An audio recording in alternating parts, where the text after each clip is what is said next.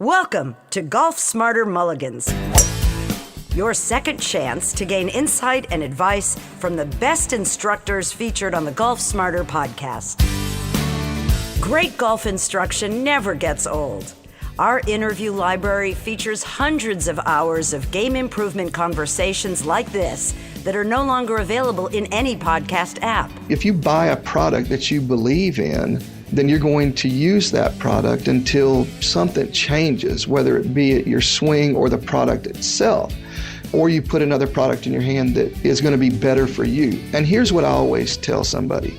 If you hit your buddy's driver and you hit it incredibly well and you love that driver and you want to get that driver, they would always call us and say, hey, I want to buy this new, I'll just say the R11. I hit my buddy's R11 driver and I loved it. I hit it perfect. I want one. My answer to them is, well, buy your buddy a new one if he wants to sell it, and buy his golf club, because no two are the same. With another interview from the archives of Golf Smarter, here's your host, Fred Green. Welcome back to the Golf Smarter for Members Only podcast, Kenny. Glad to be here, my friend. It's been a while. It's been a long time. For people who have been Golf Smarter listeners for a while, this voice will be very familiar to them. Kenny Nicholson and I, we were, it was like a road trip movie. We were partners in crime for a long time on a podcast, and then we started another one called Golf Better.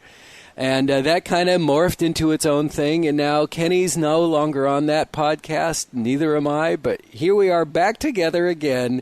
I feel like we were in Vegas, and we're the Rat Pack, and we're up on stage, and we got a cocktail in our hands, and making fun of each other.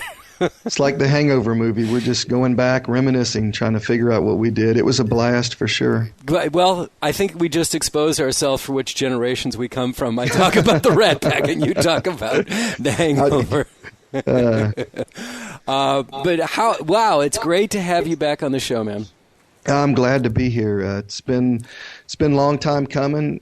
You obviously introduced me to the podcast world, and we had a very successful relationship for a lot of years. And then obviously at Golf Better with Edwin Watts, we decided to take it in-house, and things were different. I definitely missed the relationship and the talk time.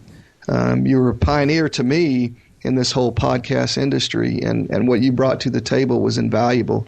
And definitely gave me the knowledge that I was able to do some different things on our own, but at the same time, you can't replace a relationship. Yeah, and we haven't. We've remained friends the entire time. It's been great for me.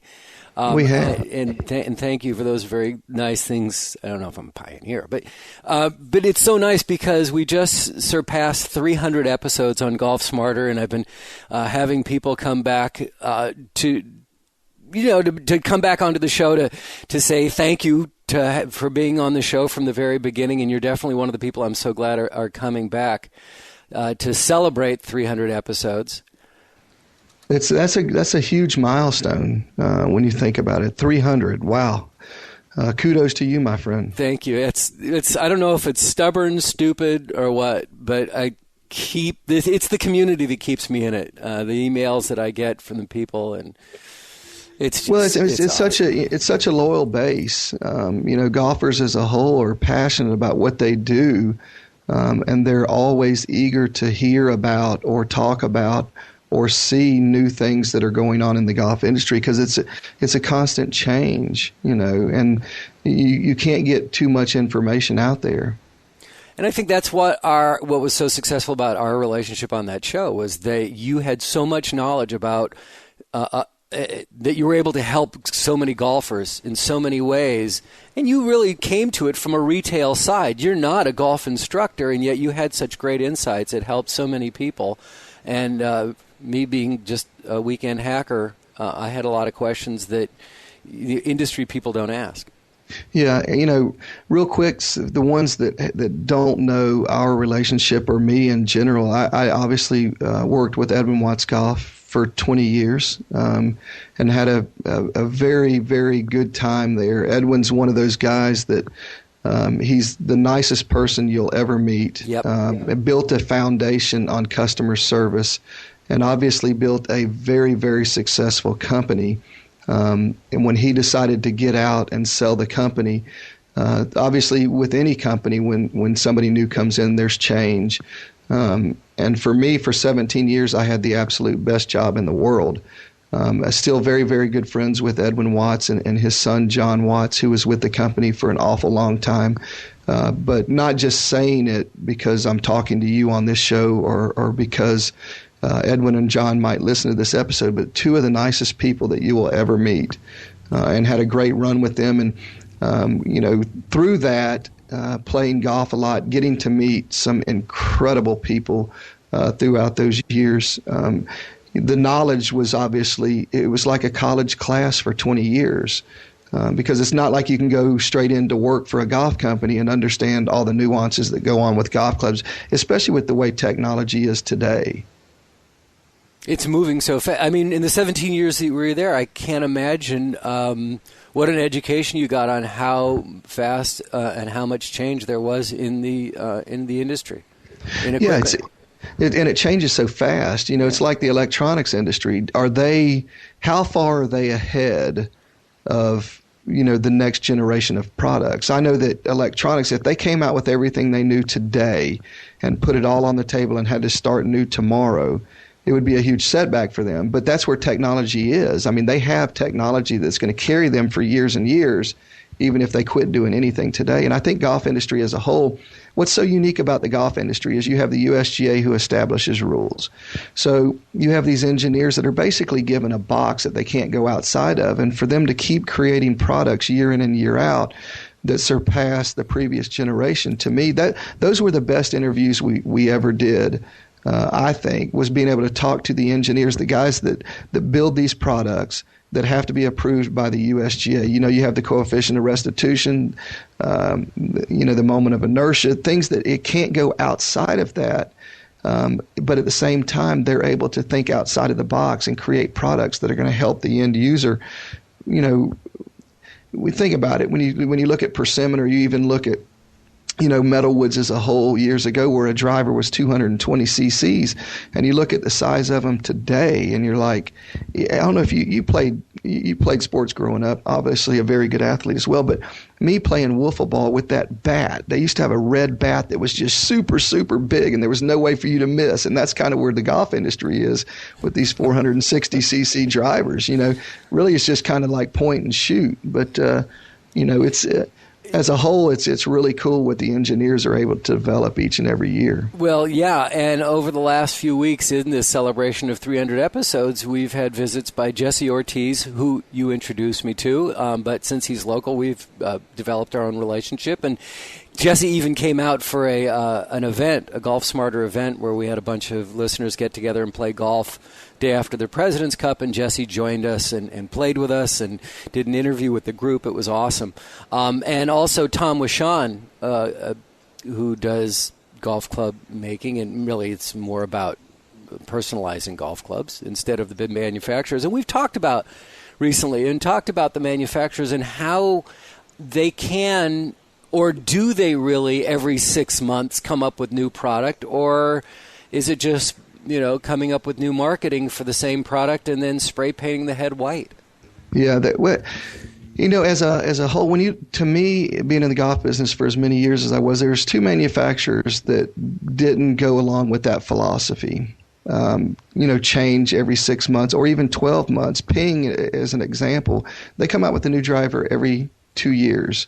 And Titleist is kind of the same. They're very slow to produce new products, but the reason is, to them, the evolution of change takes time. It doesn't take 6 months. So to me, their brand equity is, it's the highest in the industry as a whole. There's certain manufacturers that come out with products, in my opinion, too fast, because what we started to get over the course of the last 5, 6, 7 years were people that knew they didn't want to pay premium price for a product when they knew in 6 months that product was going to go down in price. Not saying that it's not a good product at a $400 price point, but at the same time, Titleist and Ping never had to reduce their prices because they had a product that they felt could sustain the industry for as long as it does, and they didn't see a huge change in the engineering concept of the product. I mean, that's my own personal opinion. I think some good products have come out. Movable weight technology is great. The R11 driver, I think TaylorMade produced, was a very, very good product because I personally saw it in people's hands where it made a huge improvement to them. But at the same time, I don't know that there's a lot that can change over the course of 6 months or even 12 months with a product. Putters is a perfect example. I still use a putter that's probably 15 years old. Does technology change that much in putters? It can, yes. But for me, the biggest change in a product is obviously going to be drivers and fairway woods.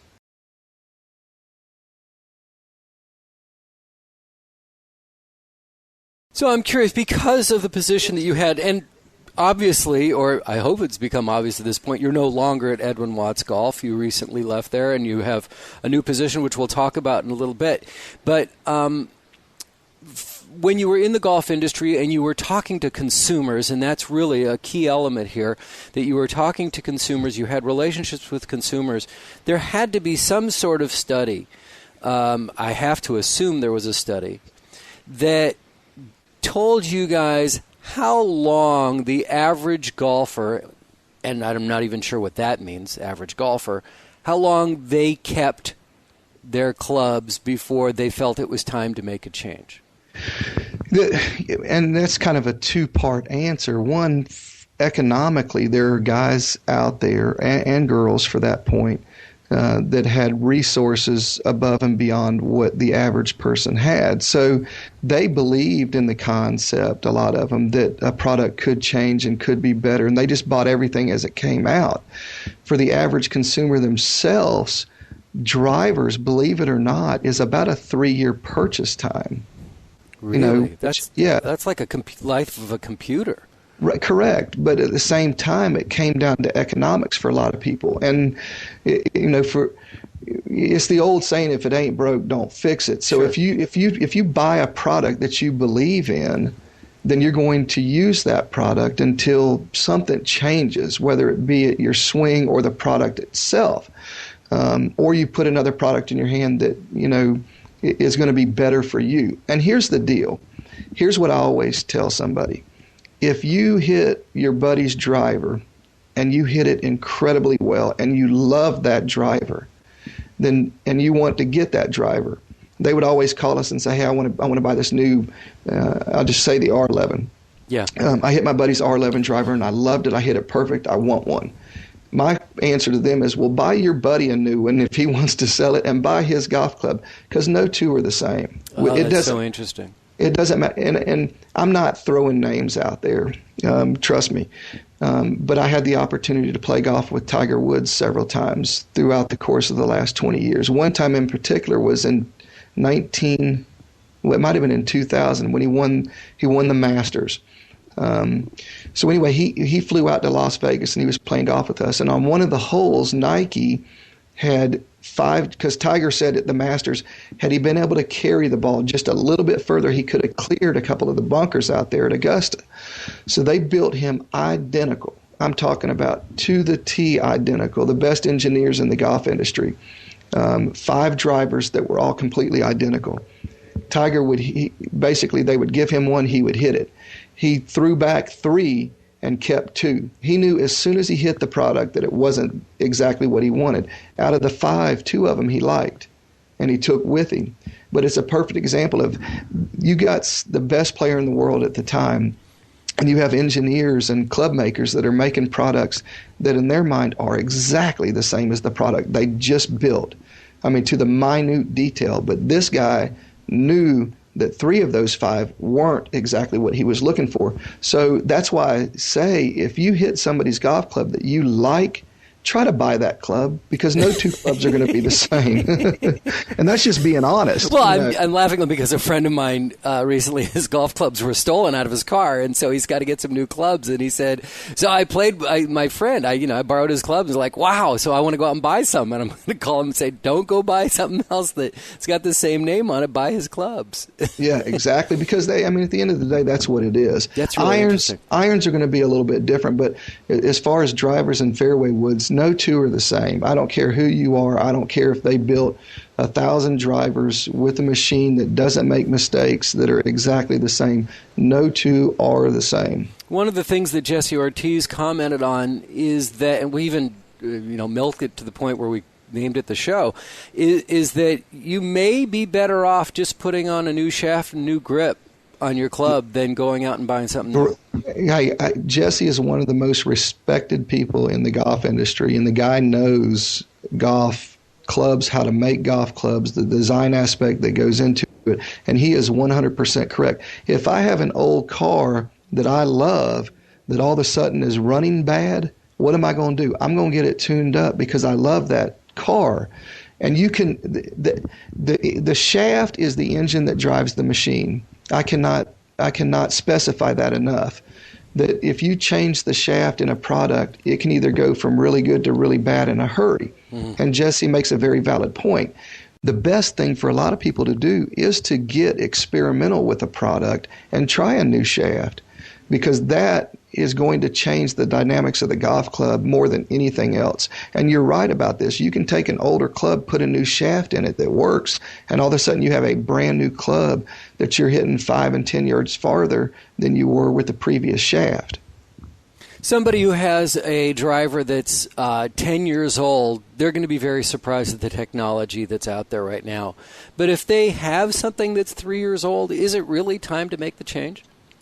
To me personally, 3 years is about the time that you would want to make a change, because I think that's when technology has changed the most. Yeah, but the rules haven't, though, have they? The rules will never change. The rules are the rules, and the USGA is never going to change the rules. But at 3 years, technology has changed to a point where they might have figured out that they need to move the center of gravity to a certain spot. It's a common fact that the average golfer's miss on a driver is high and right, so up on the toe. So what they do, they created golf clubs that the sweet spot is not dead center on a lot of them. It's high and right. That's where they're going to get the most benefit. For what you and I would think might be a miss, for them, all of a sudden you got a product that somebody hits high and right on the toe, and it's going to go 20, 30 yards further than it did if they hit it dead center. One, there's a lot of dynamics that go into there, because you're going to create a little bit more topspin on the club, on the shot itself. It might come out high right and then curve back into the fairway like a nice little draw that you haven't hit for 12 years. So technology to answer the question is, at 3 years, technology's changed enough that the average consumer would see a benefit with that. How would I find out? Boy, you brought something that really has me intrigued. I know sometimes I hit it off the toe. Damn it. How would I know how can I find out where the sweet spot on my driver is, if maybe it is in the upper right corner or if it is right in the middle? How would I find that? Is there a way to do that?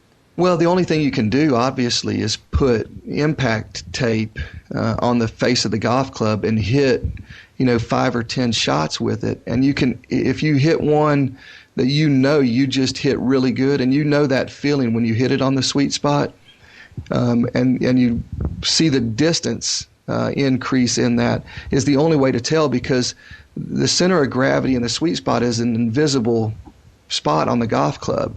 You can't buy a golf club and me tell you, Fred, this is where the sweet spot is on the golf club.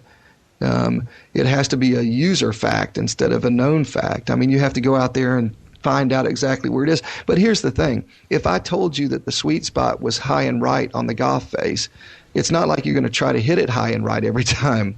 You know what I'm saying? If it's dead center, then we would all hit the club dead center. You know what I'm saying? The average golfer does not hit the golf club in the same spot every single time. Absolutely not. So for a professional player, the sweet spot is literally going to be a little bit high and dead center on the face, because they're going to hit it in that spot the majority of the time. With the average consumer, the game has changed. They have to be creative about what they do. And they know that if the miss is high and right, what do they want to do? They want to create a moment of inertia that is going to bring the golf ball back to the center of play. It's a lot of us do that where we feel like we know we hit the ball a little bit right or outside on the toe, but you get up there and you're like, holy cow. That ball's gone a long way. Well, a lot of variables. A draw is going to play a lot further than a fade or a cut or a slice because of the rotation of the golf ball. But if you knew where the center of gravity was, could you hit it there every single time? No. But if you put impact tape on there, you can narrow it down to where it's at.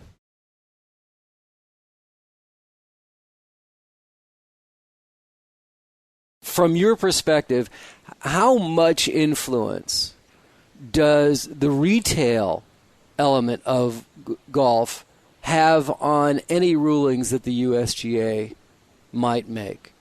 Zero. Let me ask it this way. How much does the USGA care about the consumer? I'll give you a quick, easy answer. The USGA cares about one thing and one thing only: professional golfers. Period. I'm not talking about the PGA. I'm talking about the USGA. I'm talking about the USGA, who sanctions all the rules in the golf industry. Okay, they set the variables as to what we can do. For recreational golfers and professional golfers. Correct. Well, they have one set of rules. No, they don't. Have one. The USGA? No, they don't. There's one set of rules as far as you can carry 14 clubs. You can only build a golf club that's 460 cc's. Yeah, but you know what? Here's the thing. It's like, to me, this was exposed when they came out with the rules on the grooves with the wedges, where they're saying, yeah, for the tour, you have to institute it within the next 6 months, but for the average golfer, 2024, not for another 12, 15 years. You can tell me that's the same rule? No, which for the first time in the USGA's history, the rules are the same, but the way that the rule will be instituted is different. They did change the rule quicker on the PGA Tour versus the average consumer. And what that came down to, Fred, was economics. They did not expect every single consumer to go out there and have to buy new wedges and new irons because their rules didn't conform. They gave latitude only because of that. That's my opinion, because it came down to a cost associated with a rule change. If the USGA came out today and said, look, the biggest driver you can make is 400 cc's starting tomorrow, they wouldn't institute that for the average golfer out there. They couldn't. Right. Just because, can you imagine every golfer now having an illegal golf club and they got to go buy something new? Eventually, the manufacturers would be ecstatic. The manufacturers would, trust me, they would like that. But at the same time, the USGA has one set of rules that they abide by. So let's go back to the original question about who do they care about the average consumer? I think yes, they care about the average golfer. The problem is, do I think that golf would be more enjoyable if the USGA had two sets of rules? In my opinion, they would. Okay? Because what does it matter? Here's the deal. If a golf manufacturer can come out and build a golf club that's going to make the average guy that much better, what is it going to do? I'll tell you what it's going to do. It's going to speed up play and it's going to increase rounds per year, because the problem with golf right now is the average round is almost 5 hours on a weekend.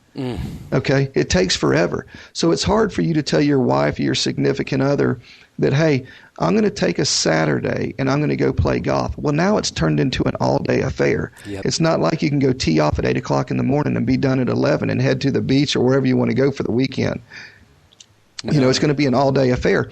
So, in my opinion, the USGA should take a hard look at how can we help the average golfer out there. When the professional golfer out there is 1 or 2% of all golfers out there, the only thing that they're hurting is the golf industry itself. You're saying that 1 or 2% of is professional golfers, but isn't like 1 or 2% of the golfers that have a single-digit handicap? I mean, yes, it's so small. I mean, when you figure that the majority of the masses out there, let's say 95% of the people out there are a double-digit handicap or more, the rules don't cater to them. But it's also like, I know in the medical industry, they kind of laugh about the fact that 90% of medicine is practiced on 10% of the people. No, wait, 10%.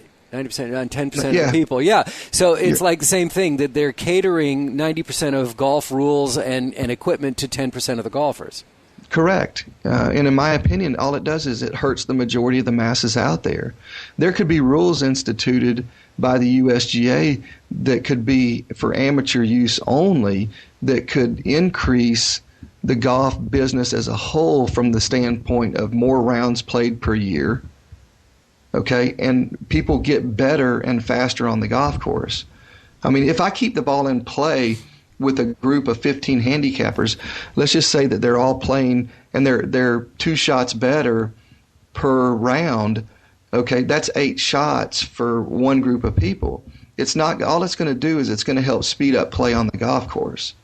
You know, I'm not saying, look, every 5-foot putt's a gimme. You got a club length anywhere on the golf course. I mean, I'm just saying technology-wise, the manufacturers can make products that help the consumers, but can they make golf clubs that help the average consumer more? Absolutely, I think they could.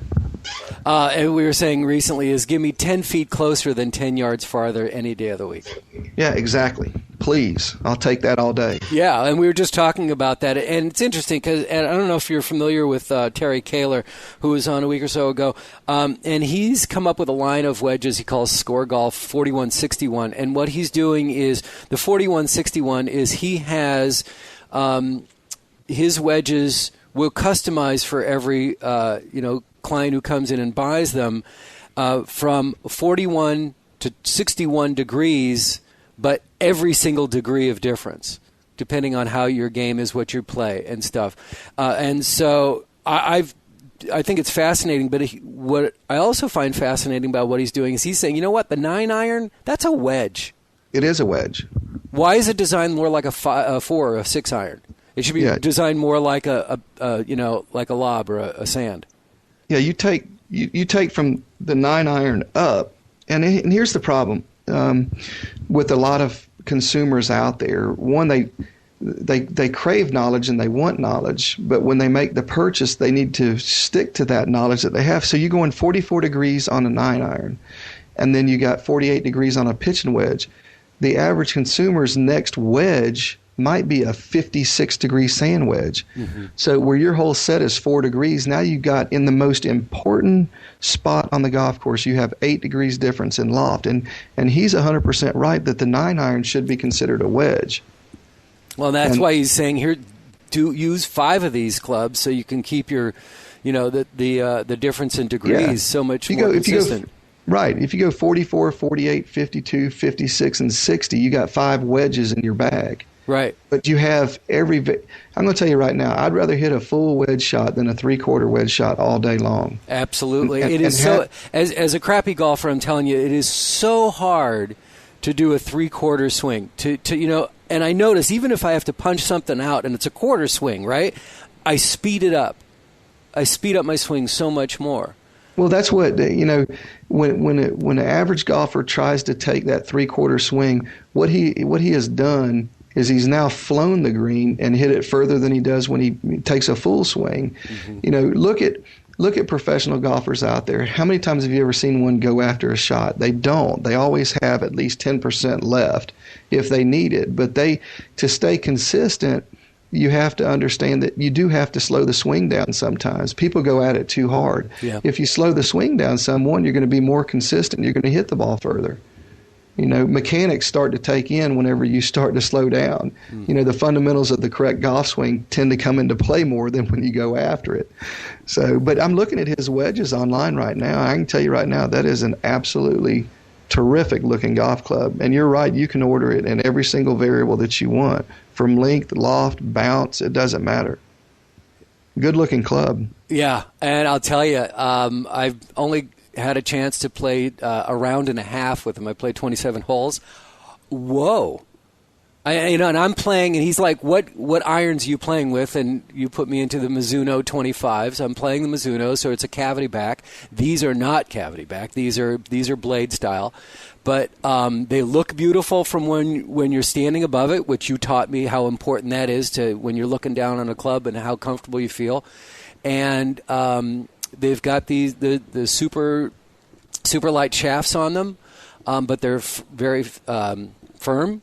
They're not graphite. And just those 27 holes, I was making shots that I was admiring the ball flight a lot. I was like, wow, look at how high that's getting. And it just would, for me, for a ball to drop and stop, I was blown away. The way it's amazing. It's amazing when you get into the right club.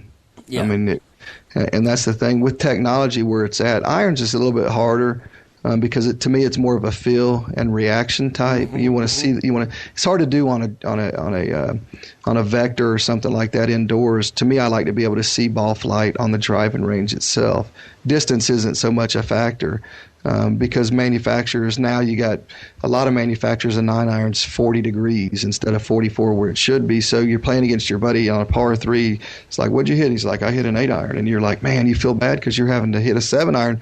But at the same time, your Mizuno clubs are a true loft, where his are jacked up 4 and 5 degrees. So, but getting put in the right golf club is, I mean, there's no feeling like that. Now, with drivers and stuff like that, when a consumer is going to purchase that, you can get them on a launch monitor in just about any retail store, whether it's Edwin Watts, Golfsmith, TGW, any of them out there have these vector launch monitors or other launch monitors that they use.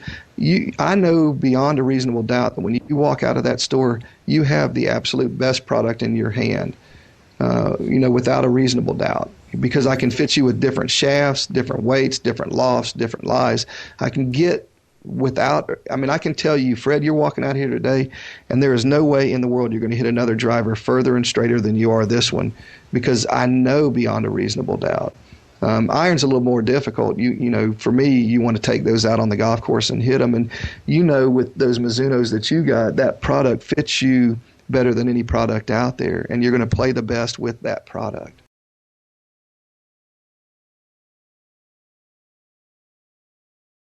I'm still loving the game.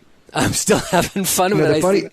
The funny thing for me is, being in the what's the old saying? The mechanic's car is always the worst one in the parking lot. Yeah, because right. For me, the last 20 years, there was a spell there for a long time where I was very passionate about that, and obviously a lot of us have kids, and you understand the importance of being involved in their activities as well, and sometimes it takes away from it. For me, I'm lucky that I have a 15-year-old daughter that plays high school golf and loves it.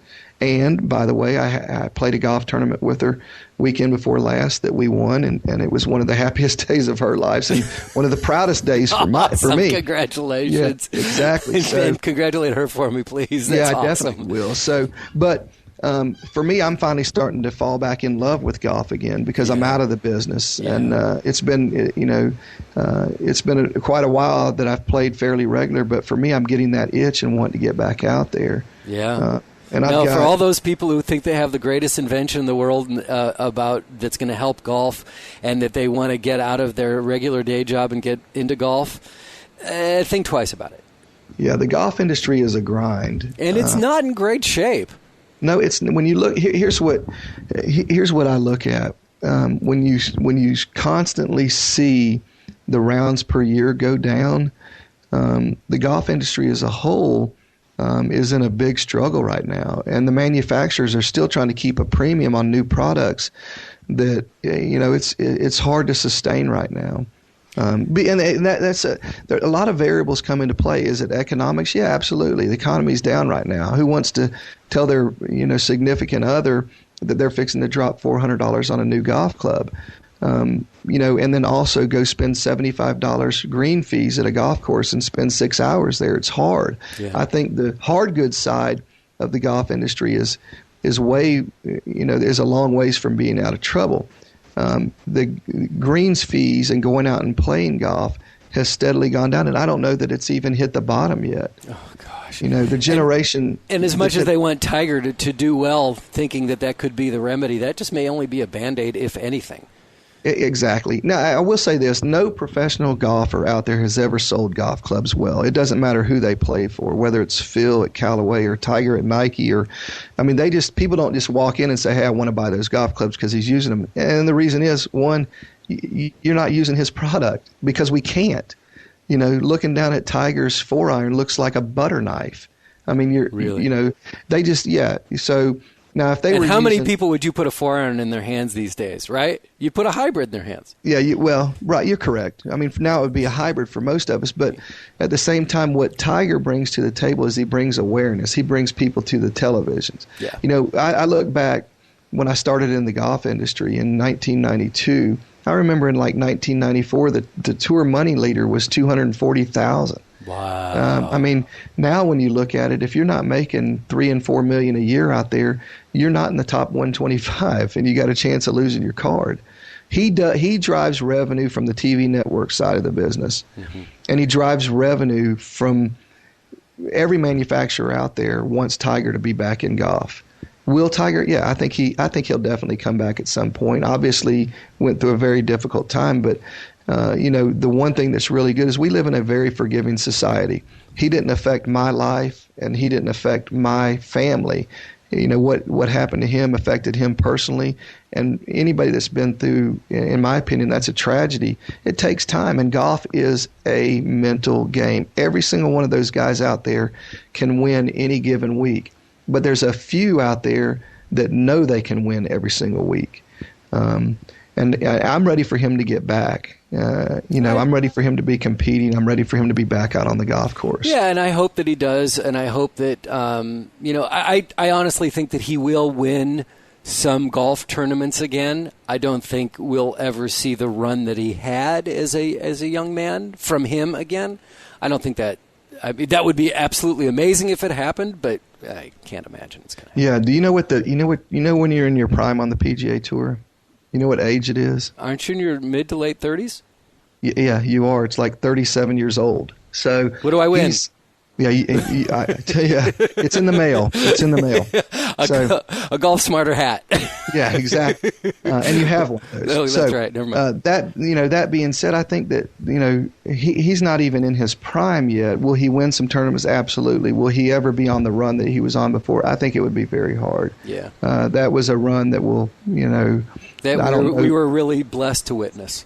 Yeah, in our age, we've witnessed the Michael Jordans, the Tiger Woods, the John Elway. There's some great athletes that I got to see Muhammad Ali. Yeah, now you're bringing your age over mine. I got to see him on Wide World of Sports or something. But I mean, I didn't see him live, but I mean, I was there, and I rember that. Yeah, and that's what Tiger reminded me of is what Muhammad Ali was. And here's one thing that's really good for the golf for the PGA Tour is there are some young athletes on the PGA Tour right now that are starting to drive a fan base, and a following, and they make the sport extremely exciting and an impact on the demographic.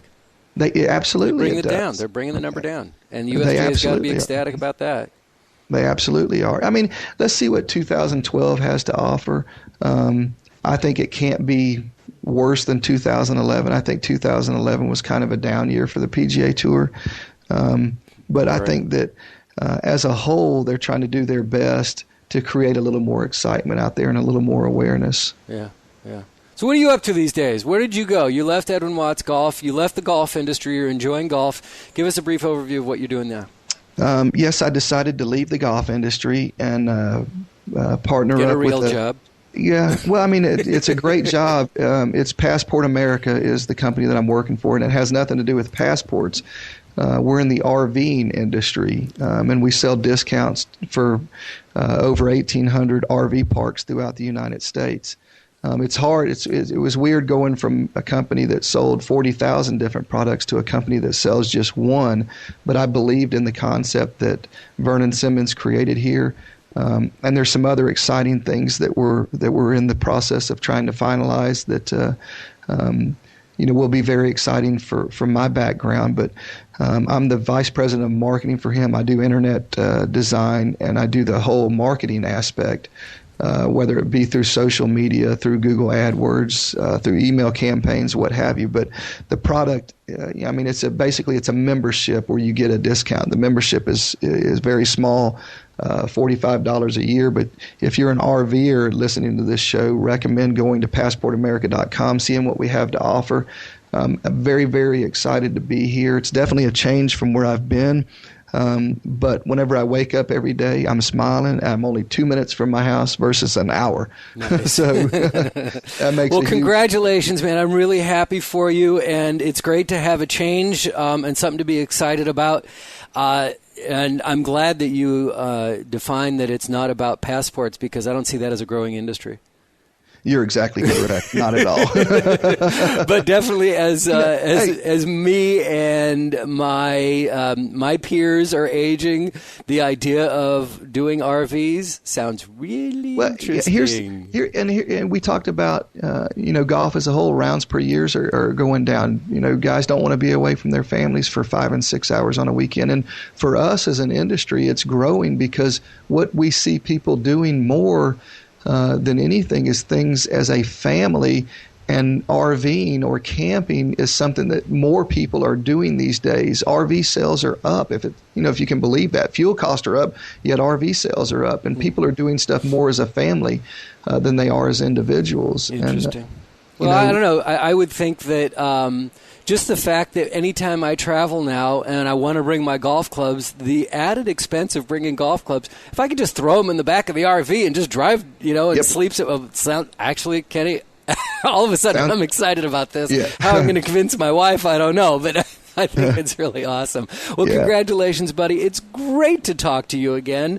This was really fun, and I missed it terribly. But I was glad that.